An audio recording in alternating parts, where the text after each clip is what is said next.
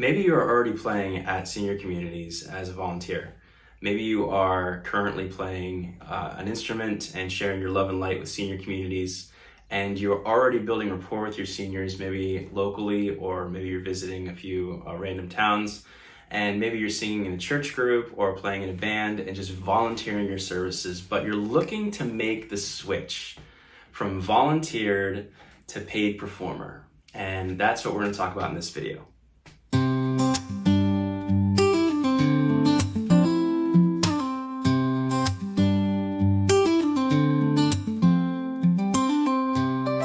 When I first started playing the guitar and performing at senior communities, I did a lot of volunteer work. I played at mostly residential communities, really smaller, maybe 10 to 12 residents at the entire residence, and there would be only a handful of people that would show up to the show because nobody knew who I was. So I was there just kind of jamming out, playing some guitar, playing some songs, talk with the residents, making it more like a visit. And then I would visit another community at the other side of town and basically do the same thing. At the beginning, my goal was just experience. And I made that transition from a volunteer performer to a paid performer very, very slowly. You want to try to think about a shift in mindset versus, like, instead of maybe charging for your services as being a bad thing, you could say, hey, I'm bringing a lot of value when I play the music that I love and share the music that I love. This is a lot of value, and by being paid, I can spread joy and visit more communities.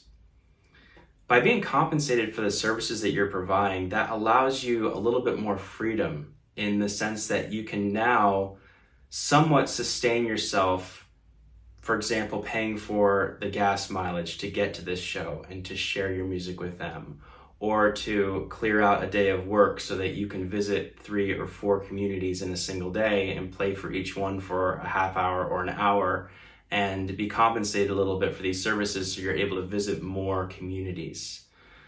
It can feel awkward at the very beginning, but embrace that because it's not a natural thing to start charging people after you volunteered so many times.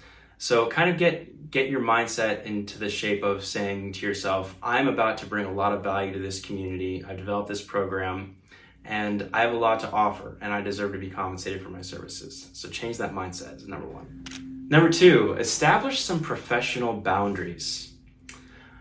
I discovered that the more experience that you have and the more confidence you sort of build in yourself, the more repertoire you have in your set list, the more value you bring to that community, and you want to start developing this professional sort of aspect. Now, what do I mean by that? What I mean basically is creating perhaps a PDF of yourself, your name, maybe a photo, maybe a sample set list, starting to perhaps record some of your shows and maybe recording and capturing some written testimonials from activity directors who can vouch for you and have seen the value that you bring. Maybe you start to develop more of an online presence and developing that social media with a picture of you and your instrument, maybe some photos from you at a different show, and start to essentially at the very beginning kind of brand yourself. Like start to kind of show to the world, hey, I'm starting to do this as a business and not just as a weekend volunteer thing anymore. I'm starting to really have a go at this and I need some support. And as soon as you start developing perhaps that professional facade, you may start designing some flyers or some posters, or maybe you want to put together a sample CD or some kind of a demo professional performance package to give to potential customers. That will really help you get started and distinguish yourself from volunteer to paid performer. Number 3, we want to use the volunteer gigs that you've already done as a paid performance platform. What do I mean by that? I mean that you have a lot of experience volunteering. You can kind of use that rapport, i.e. like video testimonials or written testimonials from the director that you currently work with. Maybe referrals from that director that you currently work with. Maybe talking more closely with residents about the songs that they'd like to see in shows coming up. Or maybe talking with people around the community who have personal relationships with residents at that particular venue and can refer you to other communities as well. You can start to record your shows. You can start to maybe ask the director to take some photos of your show and really use that experience as a volunteer to even try new songs and try new styles and sing in different keys, transpose songs different ways. Maybe use that entire venue as a learning room for your next paid performance. You can continue to visit them and even continue to volunteer for them as you develop your business. In fact, there are some communities that I continue to visit and volunteer my time and services and discount some shows. And even 10 years after doing this, there's communities that I visit and I still do that. Number 4, you want to start really small and then gradually grow your business over time. So what do I mean by that? I mean, you've been playing for free. You don't want to go from free to full rate.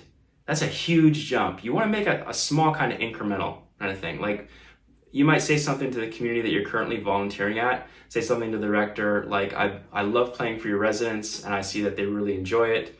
You know, I'm starting to book paid performances, and because you and I have this relationship, I'd be happy to give you an introductory rate at my next show.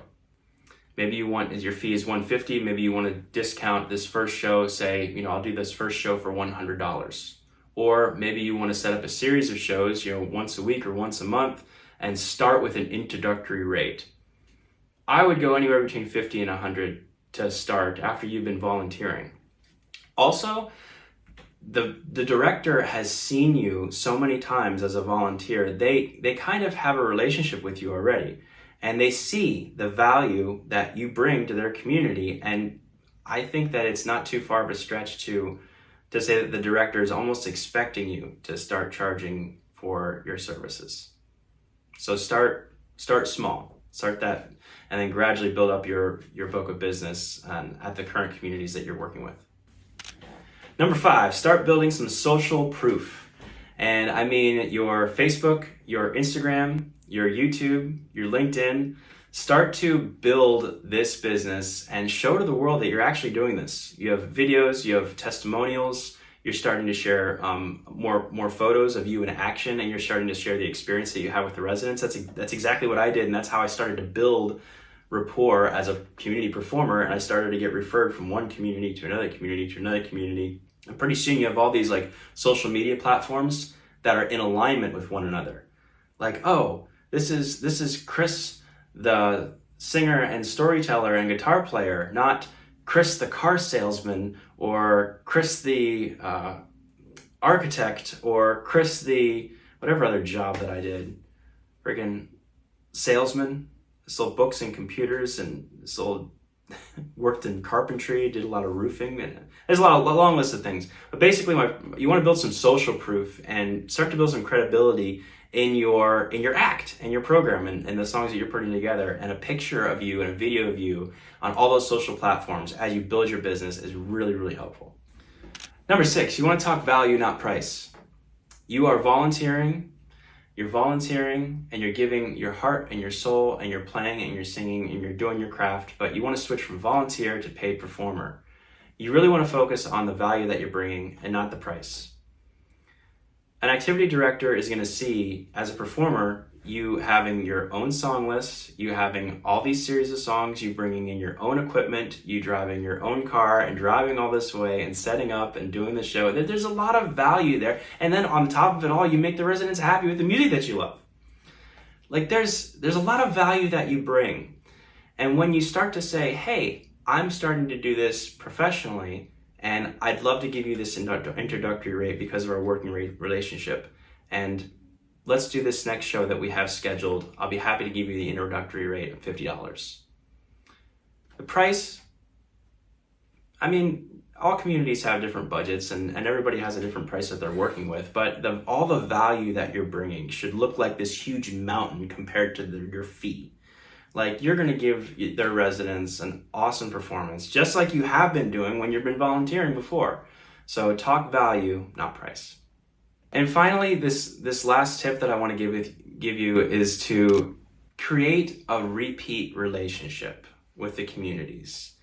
If you're used to volunteering, perhaps they have you on a schedule. Like every Christmas, you and your church go to this community and sing, or every other month, you and a couple buddies come to this community and you share all these songs. As you start to build your business, you want to create this repeat relationship, not just let's do one show and then silence. It's after that show, talk to the director and say, I really enjoyed performing for your residents. My calendar's starting to fill for next year. Would you like to put some shows in our books as I begin my scheduling? That repeat relationship should come naturally. And if the residents love you and you're playing the songs that they love and you're shining your love and light on them, it should be really easy to demonstrate that you love what you do and you're happy to be there. There's a lot of value here. Let's get booked every month or quarterly or however the residents want to have you or their community want to have you. So I hope that there's some value here that you're able to take away. And I want you to just be mindful that the consistency is going to build the steady income.